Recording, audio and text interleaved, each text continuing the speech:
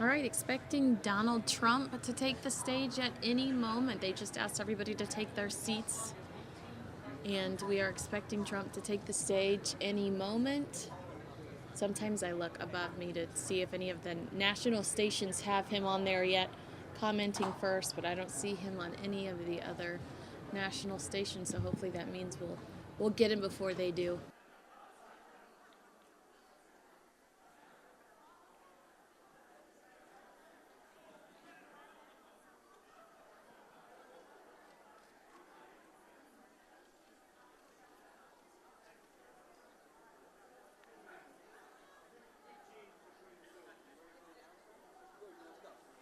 Ladies and gentlemen, the next President of the United States, Mr. Donald J. Trump.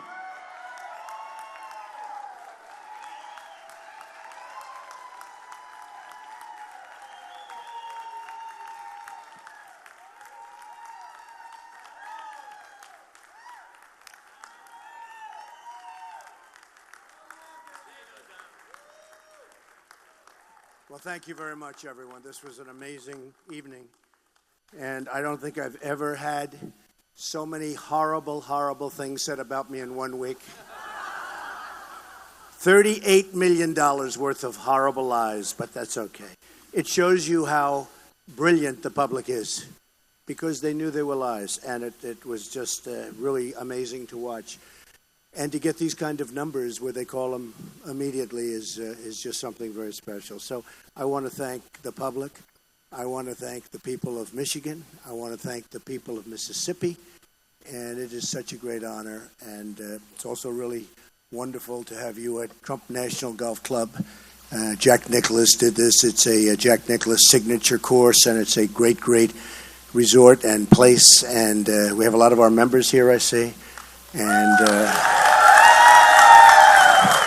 we love our members. And Jack, by the way, Jack Nicklaus is a special man, and he did a special job, and we love Jack.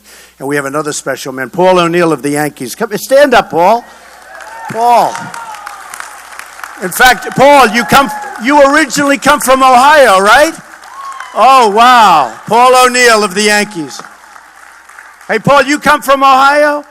Do you endorse me? I love you. Thank you, Paul. Thank you. Wow. That's a great endorsement from Ohio. Thank you. He's great. It looks like he go out there right now. So I just wanted to tell you that it was really an interesting week, an amazing week. I want to congratulate a lot of people, and including the candidates. I mean, this is not easy stuff. When you're doing this, it's pretty wild. And I must tell you, it's very, very important as a Republican that our senators and that our congressmen get reelected, that we put a good group of people together, that we keep the people that are there. We have some terrific people. Not all of them are on my side, but we have some terrific people. And it's very, very important. If we're going to be effective, it's very, very important. One of the things I'm most happy about is that the turnout has been just massive for every week. Whether it's South Carolina or any place. I mean, it started pretty much with New Hampshire, and it really, Iowa, no matter where you go, it's records. I think it's actually the single biggest story in politics today. It's what's happening at the booth, the tremendous number of people that are coming out to vote. Some of the states are getting, in fact, one has a 102% increase over 4 years ago. It's amazing, 102%. On average, you're talking about probably more than 50. You're talking about millions and millions of people, whereas the Democrats are down 30, 35%. They're down from what they were. We're up by 50% and even more than that. You're talking about millions of people. So I actually think it's the biggest story in politics today. And I hope that the Republicans will embrace it. We have, don't forget, we have Democrats coming over, very importantly. We have independents coming over, and they haven't done that ever, probably ever. And with all of these people coming over, we're going to have something very, very special. If I win and if I get to go against Hillary, polls are showing that I beat her. And some of the polls have me beating her very easily, because when you take advantage, we will take many, many people away from the Democrats, and we'll take many, many people away that normally go Democrat.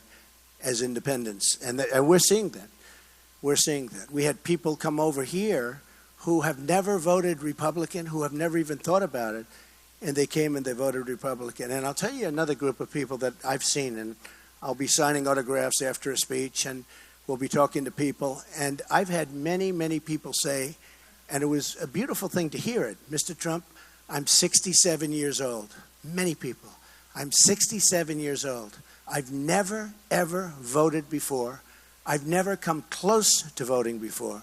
This is the first time I'll ever vote. And that's so amazing. It's so amazing. And they do it with such spirit, so it's really great. I want to thank the special interests and the lobbyists because they obviously did something to drive these numbers. I mean, we're close to 50 and 40 and but I want to congratulate them because to raise that much money that quickly is a pretty good feat, right? Do we agree? Now, many of them are my friends, but they just have to gamble. They have to do it.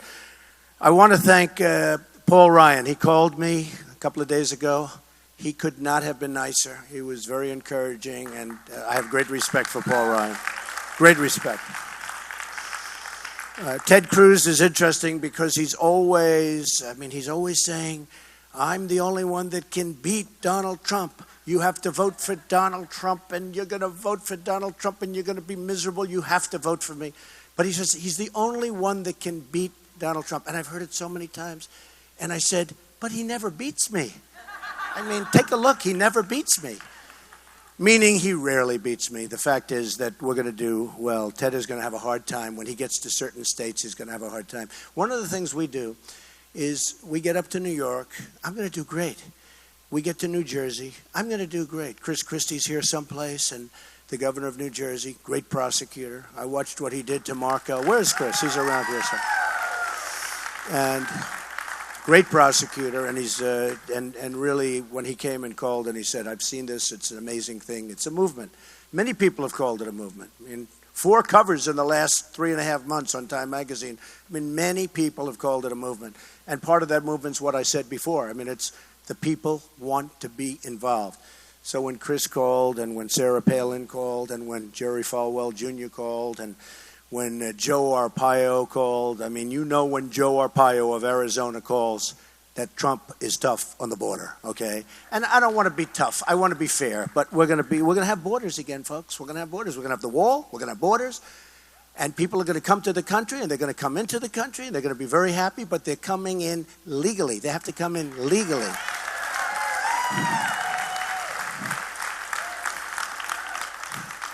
Mitt Romney got up and made a speech the other day. No, that's okay. Look, no, I understand. No, he's a very nice man. But, I understand. Look, it's hard. When you go through this and then you get to the final gate and you don't get over it, it's a hard thing. I mean, so I understand. But he did make some statements, and I brought some things up because he said, water company is gone. I said, it is? I didn't know that. I have very successful companies. Let me just explain. I'm going to do this in about 2 seconds. But I filed with the federal elections 100 pages, almost 100 pages that many of the press have gone down and seen. And they were all very, very impressed. I built a great, great company. I have very low debt. I have assets like this. This is owned 100% by me with no debt. You've seen Mar-a-Lago, and that's a 100% by me with no debt. I have Trump International, where you were last week, 100% by me and no debt. You look at Doral, where we just had the major championship. I mean, I have a lot of things in Florida. Partners with Related on numerous jobs on the beach, very successful. Partners with Gil and Michael Deser on the beach, massive buildings. Nobody ever talks about this stuff. And, many, many jobs in New York, including a city on the west side from 72nd to 59th Street on the Hudson River, one of the most successful projects ever built in real estate. The Bank of America building a big chunk of it in San Francisco, 1290 Avenue there. Many, many things. And Mitt got up, and he really shouldn't have done it. It wasn't becoming, honestly. And he talked about the water company. Well, there's the water company. I mean, we sell water, and we have water. And it's a very successful, it's a private little water company, and I supply the water for all my places, and it's good, but it's very good. Trump steaks. Where are the steaks? Do we have steaks? We have Trump steaks. He said, the steak company. And we have Trump steaks. And by the way, if you want to take one, we'll charge you about, what, $50 a steak? No, I'm only... We have Trump magazine. Let me see the magazine.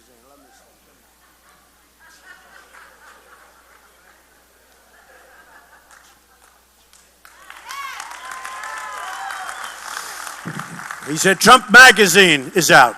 I said, it is? I thought I read one 2 days ago. This comes out, and it's called The Jewel of Palm Beach, and it goes to all of my clubs. I've had it for many years, and it's the magazine. It's great. Anybody want one? Here, take one. My club champion. So, and the airline, by the way, I sold the airline. You know, he said, Trump airline. Well, I sold the airline, and I actually made a great deal. Complicated, and in really terrible times. The economy was horrible, and I made a phenomenal deal. I had the shuttle, and I sold it. I made, so I'm hearing about all of these things. And by the way, Trump University, we're holding it when I win the lawsuit, which I'll win. They did an ad, Rubio did an ad the other day. He had 2 or 3 people, and the 3 people were saying, it was so terrible. The reason I didn't settle, every one of these people, in fact, we sent them out, and the reporters don't like to report it, but we sent their letters out, their report cards. Their report cards were all excellent. Beautiful statements. We love it. You can't settle cases when the person suing you has given you letters and in some cases tapes saying how great it is. It was a very nice thing. So we're putting it on hold. If I become president, that means Ivanka, Don, Eric, and my family will start it up. But we have a lot of great people who want to get back into Trump University. It's going to do very well, and it will continue to do very well. But we have a lawsuit where they're trying to get, we have one of these class action lawyers guys, and it's ridiculous. But we'll win that lawsuit. And I just want to explain.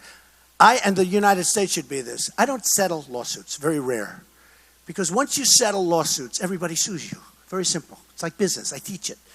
When you settle lawsuits, it's easier to settle. Sometimes it's cheaper to settle.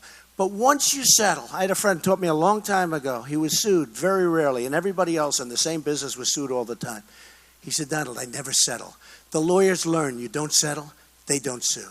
So I don't settle lawsuits. When I watch these banks, they're settling lawsuits all the time. They get paid $40 million a year, a banker. And then he settles lawsuits with governments and other people, giving billions and billions of dollars. I don't do it. So when I saw the different things, and by the way, the winery, you see the wine, because he mentioned Trump vodka. It's the largest winery on the East Coast. I own it 100%, no mortgage, no debt. You can all check. You have to go check the records, folks. In fact, the press, I'm asking you, please check, because you can see if there's any debt. It was the Kluge estate, John Kluge. He was the richest man in the United States. He died, and he built one of the great vineyards of all time. I mean, there is nothing like it. Close to 2,000 acres. It's in Charlottesville, Virginia, right next to the Thomas Jefferson Memorial. And we're very proud of it. We make the finest wine, as good a wine as you can get anywhere in the world. And I know the press is extremely honest, so I won't offer them any, but if they want, they can take a bottle of wine home. The members have plenty, right? The members have plenty. But we have one of the greatest. Actually, I believe it's the largest vineyard and the largest winery on the East Coast. And so I wanted to put that to rest. So you have the water, you have the steaks, you have the airline that I sold. I mean, what's wrong with selling? Every once in a while you can sell something. You have the wines and all of that. And Trump University, we're going to start it up as soon as I win the lawsuit. Does that make sense? I mean, that's it. Okay. And I want to thank my friend Paul O'Neill, because that to me is a big deal. I had such respect when Paul was a Yankee. He just didn't make mistakes. Tough, smart. We could use him right now. And he just didn't make mistakes. I love that kind of a guy. I think what this shows, really more than anything else, is that advertising is not as important. It really isn't as important as competence. Because there has never been more money spent on hitting somebody than was spent on me. And between that and people saying things, and, Lindsey Graham goes, and he's a nasty person. First of all, he's wrong on the military. This is why he said, I've been doing this for 15 years. That's right, we've been fighting a war for 15 years with this kind of thinking. I mean, if you're going to fight a war, win the war, and let's get back to rebuilding our country, okay? But Lindsey Graham, I mean, he's been so nasty. I think he's probably a nice guy, but he's been so nasty. I watch him, I say, man, does he hate Donald Trump? And I watch him, and you know, if you think about it, every single person that's attacked me has gone down, okay? I don't want to mention names. Let's not mention names, okay? They're out. They're gone. But you could take a look at virtually every single person. We started off with 17. We're down to 4. Of the 4, they're pretty much all gone, okay? Pretty much. They didn't do so well tonight, folks, okay? I'm not going to say anybody didn't do well. They didn't do well. There's only one person did well tonight, Donald Trump, I will tell you. It's true. I mean, it was actually amazing. I was impressed. And even Megyn Kelly said, boy, Donald Trump really did well tonight. Thank you, Megyn. Thank you. That was a very unusual. I was shocked, actually, to hear that. But that was very nice. And Charles Krauthammer said that. He was very, very nice. Thank you, Charles. It's about time. I've been waiting like 5 years, Charles. But it is true. I mean, every single, I have had such hostility. Like with Lindsey, he was at 7, he attacked me, and we took him down to 0. He leaves in disgrace. He then goes to his own state, and they do a poll in South Carolina. He endorses somebody else, and the poll in South Carolina has me at 47, him at 2, and he's a sitting senator. And then he went down from there. And you know what? I don't like to bring it up, but I tell you, it's enough, Lindsey. Just relax, go home, relax for a little while. Everyone knows you take this big defeat, and the problem is the press never calls them out. They go to this horrible defeat, and then they go and they start immediately on the attack, and it's like he never ran and made a fool out of himself. You know, at what point do you call people out? So I call people out. But it is true. They've attacked me viciously, and every single one who's attacked me is gone. And I'm very proud of that because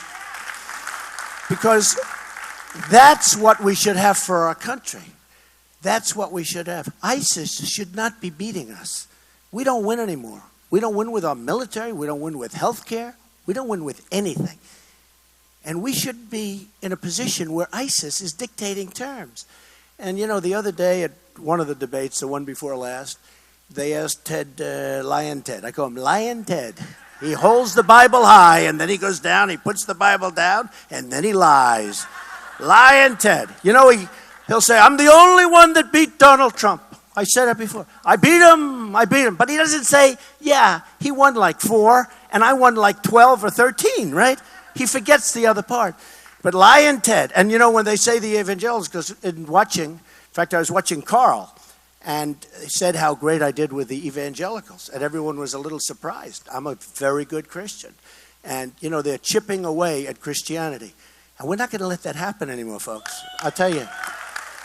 And a lot of times I'll say at the rallies around Christmas time, we're going to start saying Merry Christmas again. You know, they don't say it anymore. The department stores don't put it up. We're going to start saying it again. But they're chipping away at Christianity, and we just can't do it. And I'll tell you, with the evangelicals, they get it. They get it. They get me. They understand me. I'll be the best thing that ever happened to them. I mean that, 100%. And they don't like the way Ted talks, and they don't like the fact that he truly does lie. And I actually lies badly. And I was actually, interestingly, little Marco helped me a lot. Because what Marco did is in one of the debates, he screamed across me. I've been in the center from the beginning, right? Never out of center. In fact, I always like an odd number, because with the odd number, I'm in the center. With an even number, like last week, I hated it because we had 4 people, so I'm not in the center. So we should always keep it odd numbers, right? So we're right in the center. But I've been in the center for every single debate. But Marco helped me a lot because he called Ted a liar. He said, you're a liar. That's the first time. Look, I know politicians better than anybody. They're liars, okay? They're serious liars. More importantly, they'll never get you to the promised land, ever. They'll never get you to the promised land. They won't do it because they're controlled by the special interests. They're controlled by the people that put up all this money for them to run. They're controlled. You know how much money was spent in the last week on me? And do you know how many times they were asking, despite the fact that they're not supposed to be talking to their super PAC? Carl, fellas, let me ask you a question. How many times do you think Marco and Ted and all of them were calling their super PAC? Is that right? It's called life. That's the way life works. They talk to their super PAC. They're not supposed to, but that's the way life works. So we are going to do something. I think we're going to clean the slate. I think we're going to do really well in Florida. It's my second home. I love Florida. I love Florida. I love Florida. Special place. And I think we're going to do really well. I think we're going to do really well in Ohio. Now that I have Paul O'Neill's endorsement, I know I'm going to win Ohio. But I love Ohio. I have so many friends in Ohio. It's an amazing place. And we're going to go have a lot of fun. And then what we're going to do is we're going to beat Hillary Clinton. And we're going to beat her badly. We're going to beat her badly. And I think one of the things, and then we'll take some questions, but one of the things that really I add that's very different, you know, we always talk about the 5 and sometimes 6, but the 5 states that you have to get, whether it's Ohio or Pennsylvania or Florida. You know, if you don't get one, because the Republicans, structurally, it's much tougher. It's much tougher for a Republican to win the presidency, like by a factor of 5. But I add things that nobody else can do. I have a chance of New York. Now, can you imagine if you won as big as New York, all of those delegates? Upstate New York, I poll higher than anybody ever, because they are really in trouble up there. And they know that I would have done things, they wouldn't be in trouble right now if they would have taken my advice, but they're really in trouble. But I'll get Michigan. I mean, I'm going to get Michigan, because we're going to bring the car industry back. We're going to take it back. We're going to bring the car industry back into Michigan. I'm going to win Michigan. It's never even a question. When these candidates are talking about running, it's never even a question. Michigan's not something they even talk about. I'll win New Jersey. I'll win Ohio. I'll win Florida. I'll win Virginia. I have great properties in Virginia. Charlottesville, we just talked, winery. On the Potomac River, we have one of the great places in the world. I have 600 acres on the Potomac River, one of the great pieces of property in the world. Very, very successful place. You know, I have a lot of employees in Virginia.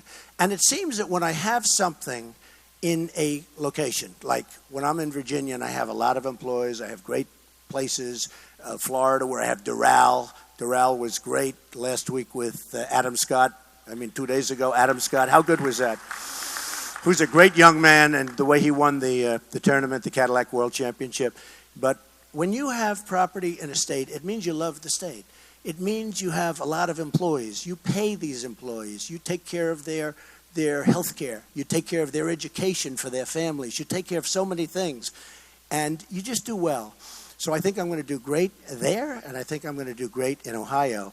And I really look forward to it. I'm going to be working very hard between the two. And Illinois, I have one of the greatest buildings in the world. In Chicago, I have one of the greatest buildings, rated the #1 hotel in North America. And I'm very proud of it. It's a great, right on the river. And it's a great, great building. And maybe that's where we have our next news conference. And, maybe we'll do it right in Chicago. So let's see what the press has to ask. And we'll then go home and we'll go celebrate a lot of victories. Yes, go ahead. CBS.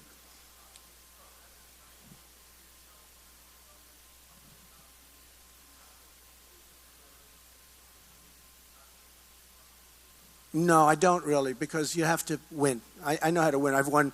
These people will tell you, have I won many club championships? Stand up. Stand up. Stand up.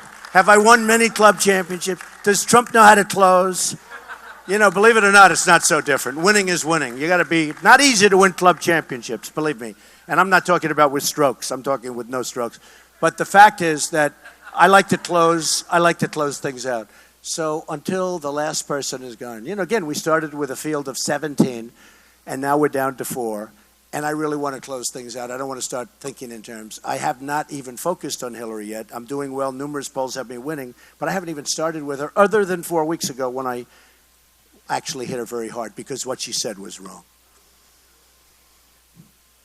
Oh, there are many cases. Many cases. The case, I have all night, okay? You'd have to go on for hours. Hillary is going to be very easy to beat. She's a very flawed candidate, very, very flawed candidate, and it's going to be, I believe, it's going to be a very, very easy target if she's allowed to run, because there's a real question as to whether or not she's even going to be allowed to run. And if the government is going to do its job properly, she will not be allowed to run. Okay, go ahead, Tom. Well, I have no message to Marco. I think that, he has to make his own. It's been a tough night for him, but he's going to make his own decision. I've actually had a good relationship with Marco, believe it or not. He became hostile about 2 weeks ago, and it didn't work. See, hostility works for some people. It doesn't work for everybody. Okay? No, but he became very hostile. And you know what? It doesn't work for him. He was better. He would have been better off had he kept the original pitter-patter going. But this didn't work. Say it, Tom, a little louder. Well, I've been outspent by everybody. I mean, part of the beauty, look, I have much more money than all of them put together times 20, okay?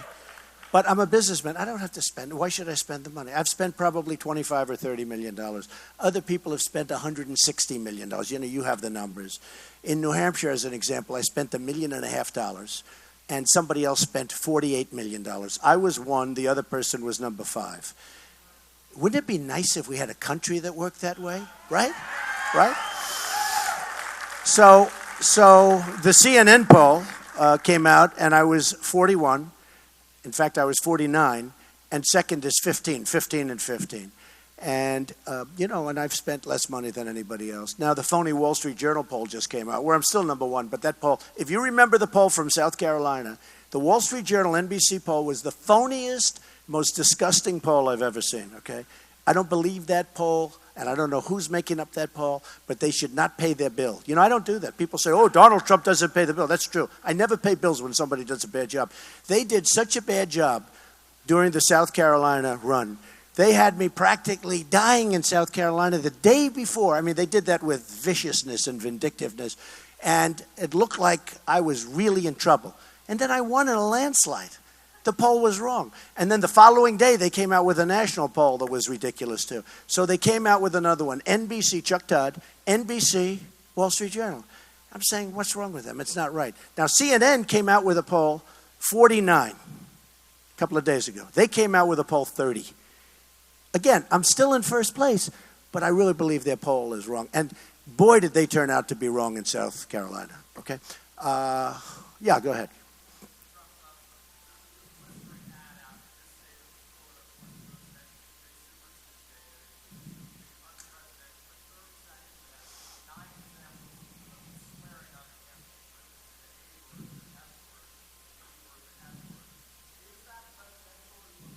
I'll be honest with you. I saw it. I was a little concerned with that ad until I saw it. I think it's better than any ad I've ever taken for myself. I do. You know why? Let me just tell you why. No, I really mean it. I really mean it. I heard about the ad and I said, oh, I'm not going to like this.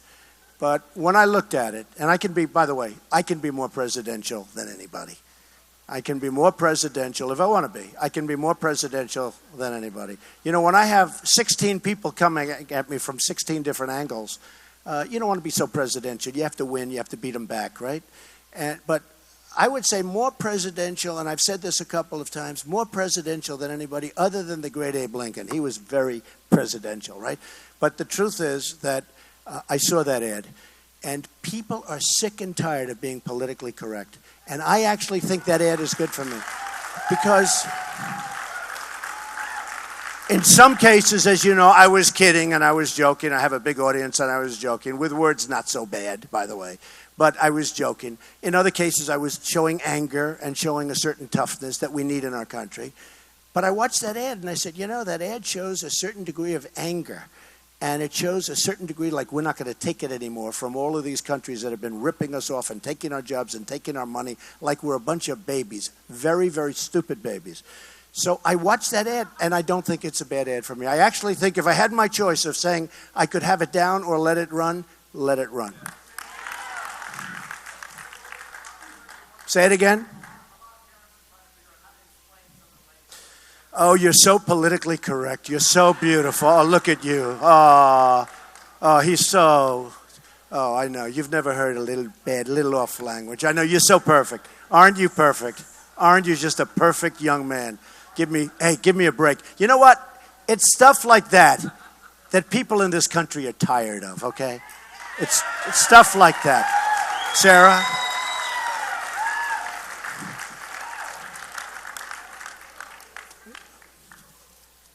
Say it again, Sarah, a little louder.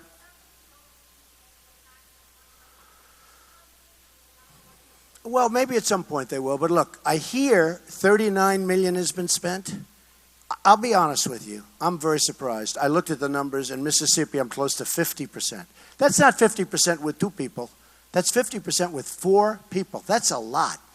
That's shocking. That's like record setting. Big difference. You know, if you're running like you're Hillary and you're running against one guy, I mean, you're running against Bernie. Okay? And you get a 50 or a 52 or a 56. I'm running against 3 very competent people, and I'm getting 50%, and in Michigan I'm close to 40% against a big group of people.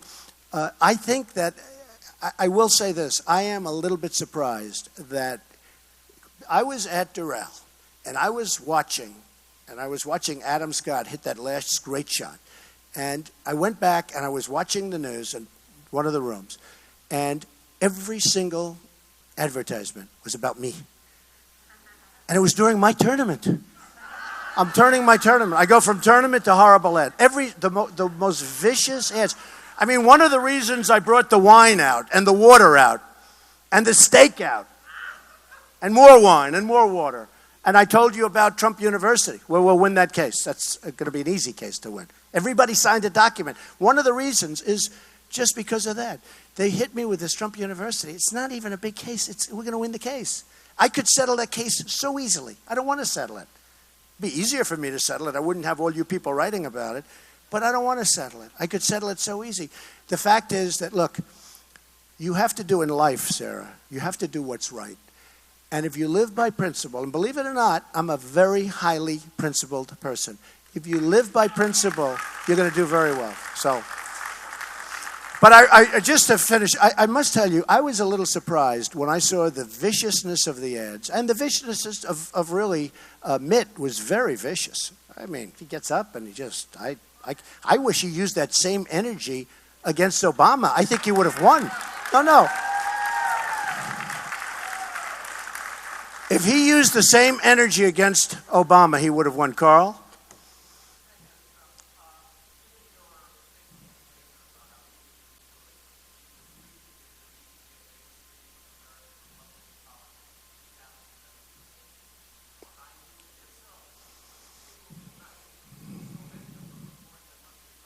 Yeah. I say let's come together, folks. We're going to win.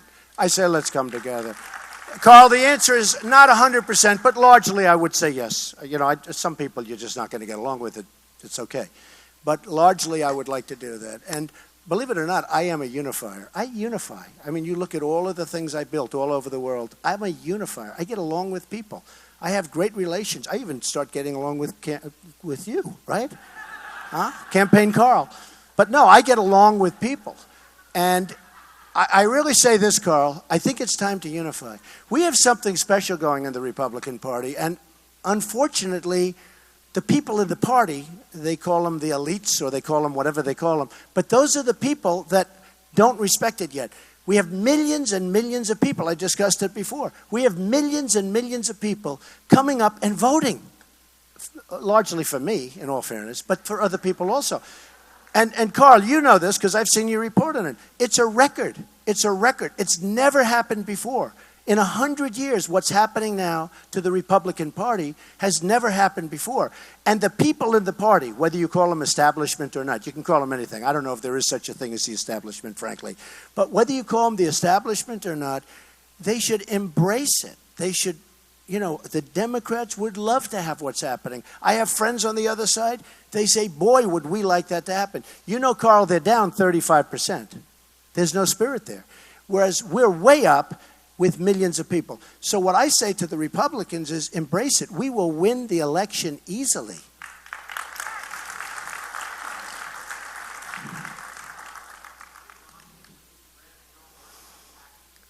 Yeah. Well, I don't know that you have to win everybody, Carl.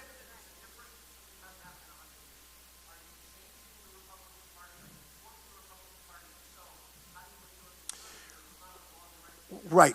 Okay, let's talk about that because it's so interesting. I'm not really changing the Republican Party because I'm actually a conservative, but I'm a common sense conservative. Look, nobody's more conservative than me on energy independence. Okay, I've been talking about it for years. Nobody. Nobody's more conservative than me on the military. Nobody's more conservative than me on taking care of our great veterans who are being absolutely maligned. Nobody's more conservative than me on health care, where we're going to repeal and replace Obamacare, and on Common Core, where we're getting rid of it, and on budgets, where whether it's the penny deal, there are so many different things, but we'll straighten out our budgets. Carl, we owe $19 trillion. We're going to start paying off debt. And we're not going to pay it all off that quickly, and nor do we have to. But we have to start bringing it down to a level that's sustainable, because we're going in the wrong direction. So, and certainly nobody is more conservative than me on the border. The one thing I guess people could say is that on trade, I am a free trader, believe it or not, but I'm also a smart trader. We cannot let China, and I like China, they're wonderful, but their leaders are too smart for our leaders. I like China. I do great with China. The Bank of America building, other building, I have because of China. In a war, we fought.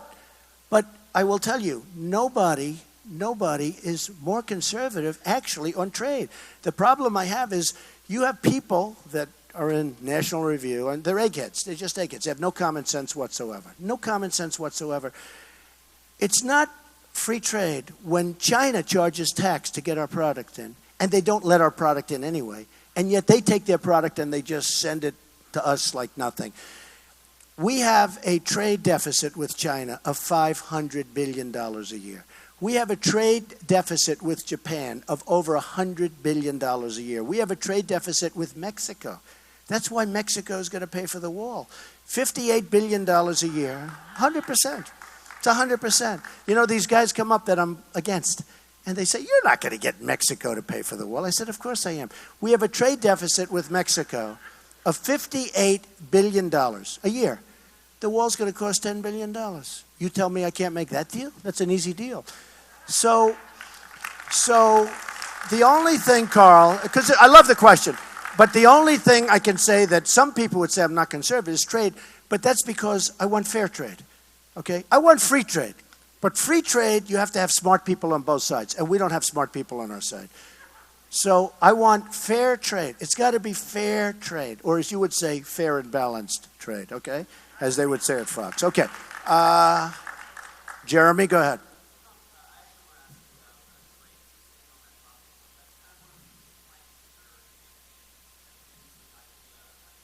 Very important.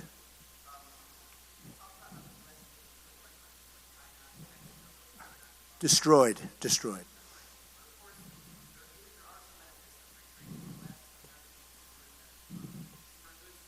Yeah.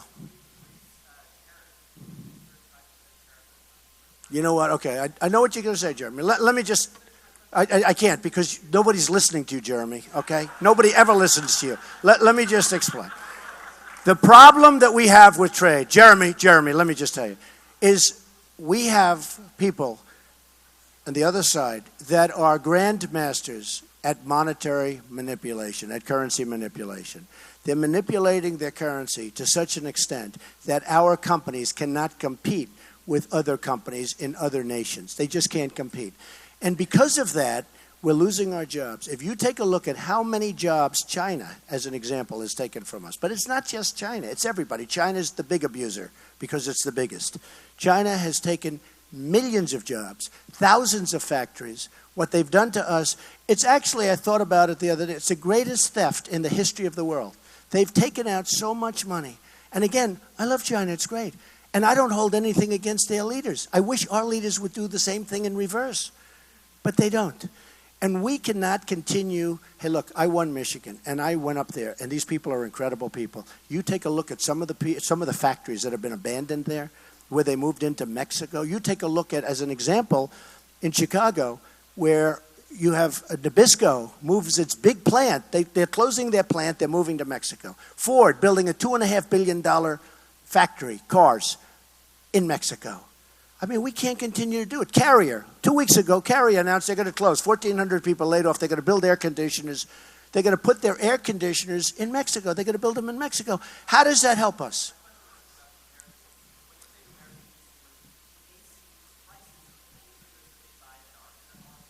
Yeah, sure. Okay, no. You know what's going to happen, Jeremy? Let me tell you what's going to happen, okay? Can I tell you what's going to happen? When China thinks you mean it, when they think you mean it, they're going to stop manipulating their currency. And you won't even have to do anything. And you might even have free trade, okay? You didn't hear me. When China thinks you mean it, when Japan thinks you mean it, that we're not going to let them sell the cars like that because they're killing us. You know what we sell to Japan? Practically nothing. They have cars coming in by the millions, and we sell practically nothing. When Japan thinks we mean it, and they'll stop playing around with the yen, they're almost as good as China. You look at what's happening with Komatsu tractor, and you look at what's happening with Caterpillar, and Caterpillar is being hurt very badly by Komatsu, not because their machines aren't, but Caterpillar makes a better machine, but because of the fact that they currency manipulate. And we can't have that. And they're not supposed to do it. But they have no fear of our government. They're dealing with babies. We're dealing with babies, okay? They are grandmaster players, and we have people that shouldn't be negotiating for us, all right? We shouldn't. All right, one more question. Go ahead. Let's see if she'll finally give me a decent after 12 years. I'm not going to finish with her because she never asks a decent question. Okay, go ahead. I'm only kidding. Go ahead. That's right. Well, I don't know. I'm going to say, you know what? I think Lindsey Graham's probably a nice guy. And I was very tough on him because he was tough on me. But I think he's probably a nice guy. I think I could probably get along with Lindsey Graham. I could probably get along with Mitt Romney. I mean, I have nothing against Mitt Romney. And I understand how he feels. I mean, he worked really hard. Should have worked a little harder. But he worked really hard. And he didn't get there. I mean, I understand it. I could probably get along with Mitt Romney. I don't know Mitt Romney very well. I endorsed him. I backed him. I helped him. But I don't really know Mitt Romney. I could probably get along very well with Lindsey Graham. But he goes on television. He's very nasty. And when they're nasty, you have to be nasty back.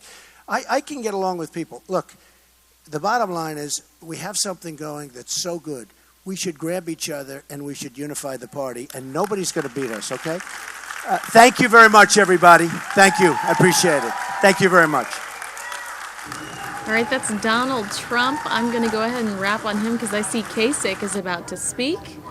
So once I lose my Trump feed, I'm going to take you to John Kasich, who we are expecting to take the podium any minute now.